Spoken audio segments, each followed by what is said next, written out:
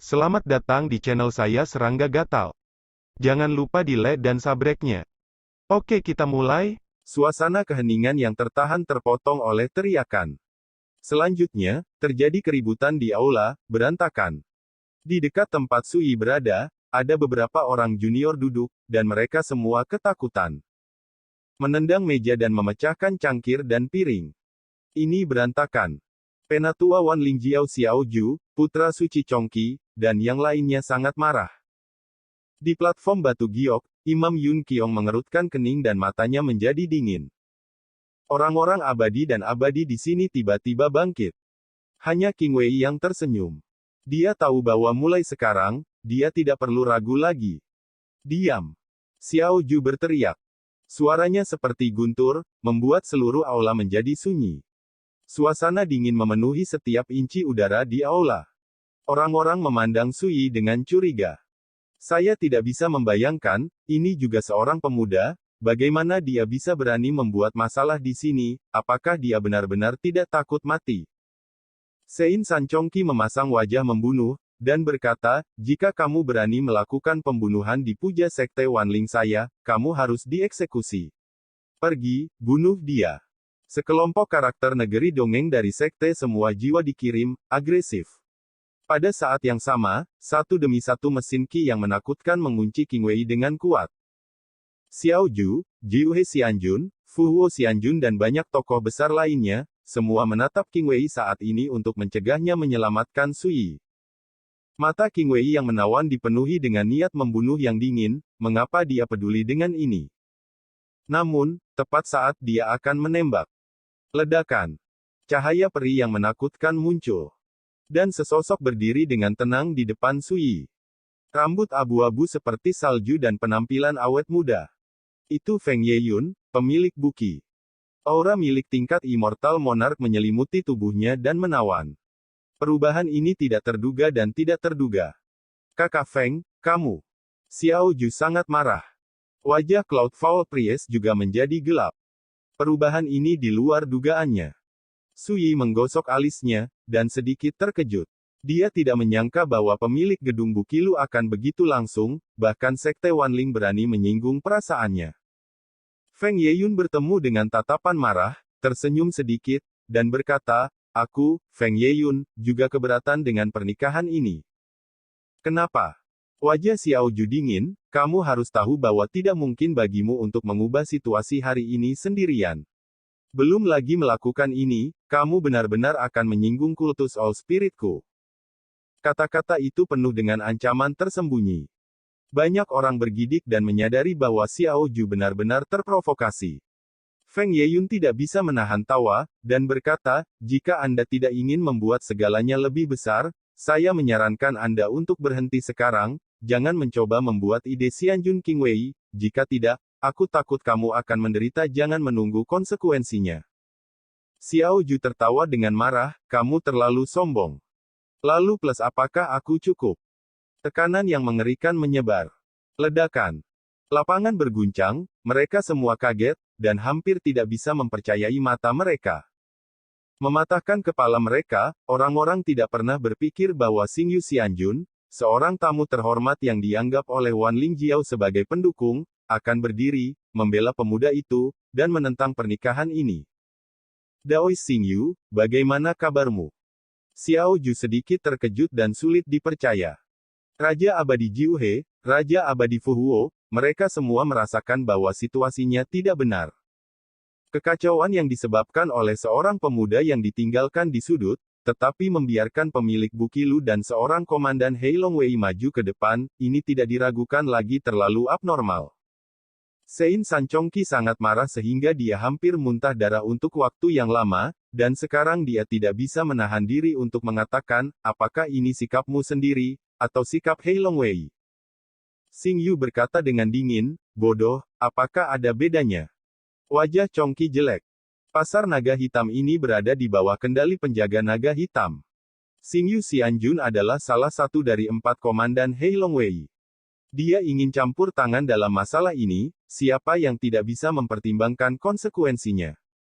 Tiba-tiba, kepala pendeta Yun Xiong yang duduk di platform batu giok membuka mulutnya dan berkata dengan acuh tak acuh, sikapmu, bisakah kamu masih menggantikan Qilong Daojun? Xingyu Xianjun dengan tenang berkata, kamu bisa berpikir sendiri. Saling bertarung. Pedang terhunus. Pada titik ini, tidak peduli seberapa bodohnya orang, mereka menyadari bahwa identitas Su Yi tidak sederhana. Jika tidak, bagaimana mungkin Xingyu Xianjun dan Feng Yeyun, yang datang untuk melakukan upacara objektif, lebih suka mempertaruhkan nyawa mereka dan mencabik-cabik wajah mereka terhadap Sekte Wanling. Diam sejenak, Pendeta Yun Xiong berkata, lupakan saja, masalah ini, kami Wanling mengajari Qilong Daojun sebuah wajah, tidak lagi dengan enggan. Suaranya dingin, dan semua orang dapat melihat bahwa imam besar agama semua jiwa ini tidak mau. Namun, retretnya membuat banyak orang di aula bernapas lega. Begitu wajah terkoyak, konsekuensinya benar-benar malapetaka. Lagi pula, bahkan jika Wanling mengajar banyak orang, jangan lupa bahwa ini adalah pasar naga hitam, situs pengawal naga hitam. Dan, Gunung Longyin, tidak jauh dari aula abadi Xiangyun ini adalah tempat Qilong Daojun mundur. Wajah Xiaoju jelek, dan pada akhirnya dia tidak mengatakan apa-apa. Sein San Chongqi hampir menjadi gila, dan mau tak mau berkata, King Wei, izinkan saya memberitahu Anda, selama wanita yang saya kagumi di Chongqi tidak akan pernah lepas dari telapak tangan saya. 10 saya agama 1000 roh akan menyelamatkanmu, tuanmu pasti tidak akan bertahan selama setahun. Aula suara. Kemarahan bisa didengar oleh siapa saja. Mata King Wei acuh tak acuh, dan dia tidak repot-repot memperhatikan. Dia berbalik untuk melihat Su Yi dan berkata, Tuan, ayo pergi. Feng Yeyun juga tersenyum, ayo pergi bersama, ayo pergi bersama. Xingyu Xianjun mengangguk dan berkata, sangat membosankan tinggal di tempat ini. Dia juga berniat pergi. Namun, baik King Wei, Feng Yeyun, dan Xingyu Xianjun semua memandang Su Yi. Sikap ini membuat banyak orang merasa bergejolak, dan akhirnya sadar bahwa pemuda yang tadinya duduk di pojokan ini sebenarnya adalah orang kunci dalam gejolak ini. Bahkan ketiga makhluk abadi harus bertindak sesuai dengan wajah mereka. Ini luar biasa. Siapa dia? Bagaimana Anda memiliki kekuatan seperti itu? Fang Han berdiri dengan tenang, tetapi pemuda yang keras kepala dan pemberontak itu melengkungkan bibirnya dan bergumam, ini pertunjukan bagus yang kamu katakan. Ini terlalu cepat berakhir. Penonton tercengang. Pria kecil ini tidak terlalu menarik untuk ditonton. Sudah berakhir. Masih pagi. Su Yi berkata, matanya tertuju pada putra suci Chongqi, dan nadanya santai, ada seorang bajingan tua yang melakukan perhitungan untuk pria ini, heksagram terlihat seperti awan hitam yang menekan tombol atas, dan pikiran tentang hidup dan mati sekarang, dia harus mati untuk mendapatkan heksagram ini. Semua orang tercengang. Hanya ada satu pikiran di hati saya, ini adalah untuk membunuh putra suci segala jiwa. Gila. Kamu. Sein San Chongqi sangat marah hingga paru-parunya hampir meledak, wajahnya penuh dengan niat membunuh. Kalian berdua, memiliki sikap yang sama. Di platform batu giok, Cloudfall Priest yang telah duduk perlahan bangkit. Wajahnya dingin dan nyala api yang mengerikan melintas di matanya, dan dia melirik Xingyu Xianjun dan Feng Yeyun dengan dingin. Tekanan yang luar biasa mengaduk aula. Semua orang berubah. Sosok abadi teratas dari All Souls Religion ini jelas sangat marah. Feng Yeyun tampak serius, tetapi masih menjawab, tidak buruk. Xingyu Xianjun dengan dingin berkata, tentu saja. Tiba-tiba, hati semua orang bergetar, dan itu menjadi semakin tak terbayangkan. Priest of Cloudfall tidak bisa menahan tawa ke langit, tetapi senyumnya tampak luar biasa keras. Dia melirik penonton dan berkata kata demi kata, jika itu masalahnya, maka saya harus mencobanya. Di bawah mata saya, terserah Anda, siapa yang bisa membunuh saya dan mengajari Anda putra. Aula suara.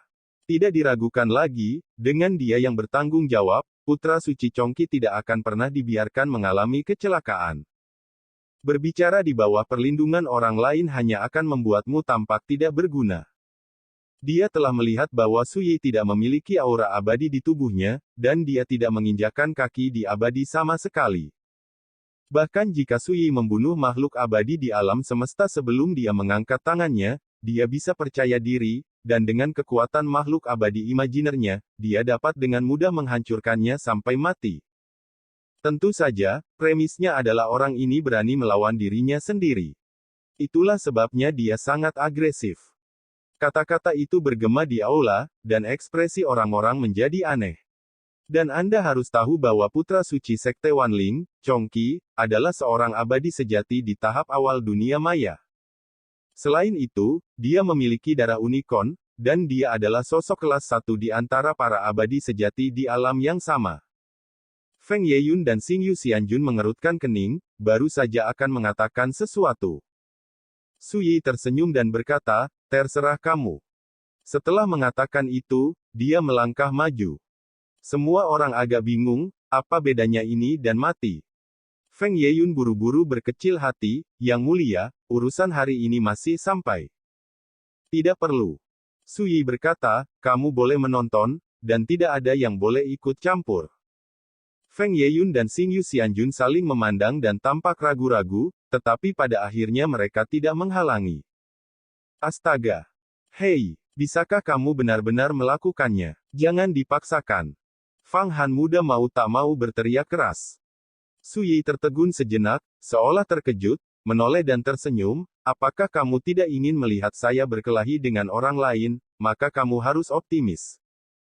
Fang Leng bersenandung dan bergumam, saya mengajari saya bagaimana melakukan sesuatu sebelumnya, dan itu konyol untuk mengatakan bagaimana menjadi agresif, tetapi sekarang saya tidak tahan lagi. Sui tertawa bodoh dan berkata, kamu masih belum mengerti. Dia berhenti bicara dan berjalan mendekat. Sepanjang jalan, banyak orang tanpa sadar menyingkir dan menatap Sui dengan kecurigaan, kebencian, kebingungan, dan rasa kasihan. Dan banyak lagi. Kamu benar-benar berani bertarung. Pada saat ini, Pendeta Yun Xiong mengerutkan kening dan mengingatkan, hati-hati, jangan gegabah, singa melawan kelinci, dan gunakan semua kekuatanmu. Jika orang lain berani mengganggu, kursi ini akan menjadi yang pertama jangan setuju. Chongqi mengangguk kagum. Jika terjadi kesalahan, pasti ada setan. Chongqi secara alami memahami kebenaran ini. Belum lagi, Sui telah mengangkat tangannya untuk melenyapkan Yujing abadi sebelumnya, dan tidak ada yang akan ceroboh. Suasananya mencekam. Semua orang mundur untuk memberi jalan bagi ruang terbuka. Aula abadi awan menguntungkan ini mencakup formasi terlarang abadi kuno, yang cukup untuk menyelesaikan pukulan penuh dari alam Raja Abadi, dan tentu saja tidak ada kekhawatiran bahwa itu akan dihancurkan oleh akibat dari pertarungan. Qing Wei, Xingyu Xianjun, Feng Yeyun semuanya berdiri di satu sisi, siap bertarung, siap membantu kapan saja. Pendeta utama Yun Xiong, Xiao Ju, Jiuhe Xianjun, dan lainnya, mengunci mesin Qi mereka sendiri di Qing Wei dan lainnya. Tidak diragukan lagi, jika Qing Wei dan yang lainnya berani membantu Sui, mereka pasti akan segera diblokir. Dalam suasana yang sunyi, Sui tampaknya tidak menyadari perubahan halus dalam situasi di sekitarnya, dan berjalan menuju Chongqi. Langkahnya ringan, pelan, dan lambat, yang lebih baik daripada berjalan di halaman. Pada dirinya, tidak ada fluktuasi basis kultivasi, seperti orang biasa. Tetapi justru karena inilah orang-orang terkejut dan tidak dapat melihat kedalaman Sui. Mata Chongqi menyipit, dan niat membunuh yang haus darah melonjak di kedalaman pupil. Meskipun belum. Tetapi nafas seperti itu telah membuat sebagian besar makhluk abadi virtual yang hadir gemetar dan merasa malu. Sekelompok makhluk abadi saling berhadapan dan bersiap untuk pergi. Udara sepertinya membeku. Suasana yang menyesakkan membuat para karakter di Wonderland nyaris tak tahan. Sampai Sui hanya berjarak 10 kaki dari Chongqi. Ledakan. Chongqi menembak langsung, mengambil langkah vertikal, mengangkat tangan kanannya, dan meninjunya ke udara. Kekuatan yang mendominasi telah mengejutkan banyak orang. Karakter abadi itulah yang luar biasa. Saat pukulan ini dilontarkan, hanya karisma yang seperti pemecah dunia saja yang dapat mengejutkan pikiran dan jiwa musuh. Tidak diragukan lagi, jika Chongqi tidak bergerak, itu akan menjadi pukulan keras. Pukulan ini juga menunjukkan bahwa dia, putra suci agama semua jiwa, memang bukan nama palsu. Di benak banyak orang, adegan Sui yang dilumat darah oleh pukulan ini bahkan telah muncul. Lain kali. Ledakan. Api meledak. Sesosok tubuh melesat ke belakang dan menabrak dinding, menyebabkan seluruh aula bergetar hebat. Dalam cahaya dan hujan, Sui berdiri diam, awannya ringan dan anginnya ringan. Di kejauhan, Sein San Chongqi mengerang dan terhuyung-huyung sebelum berdiri, wajahnya yang tampan penuh kejutan. Semua orang tercengang. Dalam sekejap, Chongqi terpesona. Ini benar-benar merongrong imajinasi orang. Apakah ini benar-benar kekuatan yang dapat dikuasai di bawah negeri ajaib? Feng Yeyun menarik napas. Sebagai Raja Abadi, dia dengan jelas melihat bahwa Sui juga meninju sebelumnya, sederhana dan langsung, tanpa kemewahan sama sekali. Namun, mendominasi. Tidak heran Yang Mulia ingin mengambil tindakan secara langsung, ini memang terlalu tak terduga. Xing Yu Xianjun terkejut dan menghela napas lega. Sebelumnya, dia sepenuhnya siap dan berencana untuk menyelamatkannya. Tapi ternyata sosok abadi seperti itu juga salah. Pada saat yang sama, para pendeta Yun Xiong, Xiao Ju dan tokoh-tokoh abadi lainnya terkejut, dan mereka tidak berpikir bahwa mereka baru saja memulai perang, dan Chongqi akan terpesona. Perhatikan, mereka semua dengan jelas melihat bahwa Zongqi tidak ceroboh, tetapi menggunakan semua kekuatannya ketika dia menembak. Adapun yang hadir, mereka benar-benar tercengang. Karakter yang belum menjadi abadi, tetapi dapat terbang ke dunia maya dengan satu pukulan. Jika ini tersebar, tidak ada yang akan percaya. Ternyata dia sangat kuat. Tidak heran dia begitu tak kenal takut. Pria muda itu bergumam. Sui sudah melangkah lebih dekat ke Chongqi. Dia tetap santai seperti biasanya. Tapi pandangan semua orang padanya telah berubah. Kenapa kamu ragu-ragu? Gunakan jurus pamungkasmu untuk membunuhnya. Pendeta Cloudvault membuka mulutnya dengan suara yang dalam, matanya muram. Jangan khawatir, pendeta, aku akan membunuhnya. Chongqi menarik napas dalam-dalam, matanya merah, dan ada kilau yang mengintimidasi. Dentang. Di telapak tangannya, sebuah tombak pendek berwarna perak dengan busur listrik muncul, dan auranya naik dengan mantap. Dalam sekejap, dia tampak telah berubah menjadi orang yang berbeda. Bunuh. Ledakan. Guntur dan busur mengamuk. Mata Sui penuh dengan ejekan. Dia masih dengan tangan kosong, dengan tangan kanannya sedikit kosong. Dentang. Ledakan menusuk bergema seperti retakan emas. Jari yang tampaknya meremehkan, tetapi dipenuhi dengan kekuatan menghancurkan langit dan bumi, menghancurkan guntur dan mengenai tombak pendek perak. Pada saat ini, tombak perak bergetar hebat, meledak dengan cahaya yang menyilaukan, tetapi akhirnya didorong ke sana. Tidak mungkin. Dan dengan jari Sui, itu meledak. Dengan keras, Zongqi terhuyung mundur, seperti daun teratai yang bergoyang tertiup angin, pipinya biru dan putih. Penonton kaget dan penuh rasa tidak percaya. Kamu, pengadilan kematian. Chongqi ketakutan dan mengaum keras, rambutnya yang panjang berdiri, dan kekuatan darah yang mengerikan meledak di tubuhnya. Ledakan. Sisik api. Kirin. Itu adalah penindasan dari darah. Meskipun itu tidak dapat mempengaruhi mereka, semua orang tahu bahwa jika Chongqi melangkah ke alam keabadian di masa depan, mereka akan dikalahkan oleh Chongqi cepat atau lambat. Di hadapan, hanya yang abadi seperti pendeta Qingwei dan Yun Xiong yang tidak terpengaruh. Bunuh. Chongqi berteriak keras, dan langsung meninggalkan tombak pendek perak, membuat segel dengan kedua tangan, dan membunuh Sui. Ledakan. Pada saat ini, jika unicorn yang menyala membunuh di langit, guntur yang menyilaukan dan api ilahi meledak di segel unicorn yang berat, dan terornya tidak terbatas. Ini kamu. Sui Yang Tian tertawa dan menyapanya. Kepalkan jarimu, pukul di udara. Dengan raungan yang menghancurkan bumi, segel yang dibuat oleh Chongqi tiba-tiba hancur, dan Sui bergegas maju, lengan kanannya terangkat, seperti karung yang mengambil sesuatu, dan tiba-tiba meraih hantu unicorn. Wah! Hantu unicorn berjuang keras, meledak dengan guntur tak terbatas dan api ilahi. Tapi kekuatan yang cukup untuk menghancurkan dunia tidak bisa mengguncang Sui sedikit pun. Kecelakaan. Melihat cahaya Dao mengalir di sekitar tubuh Sui, dia dengan mudah melarutkan kekuatan penghancur, dan saat lengan kanannya mengerahkan kekuatan, dia menariknya dengan keras. Hantu unicorn berteriak, seolah ingin melepaskan diri dari unicorn yang berat. Chongqi benar-benar terkejut dan meraung marah, sial. Dia seperti orang gila, meninju dan membunuh. Di luar kekuatanmu sendiri. Ledakan.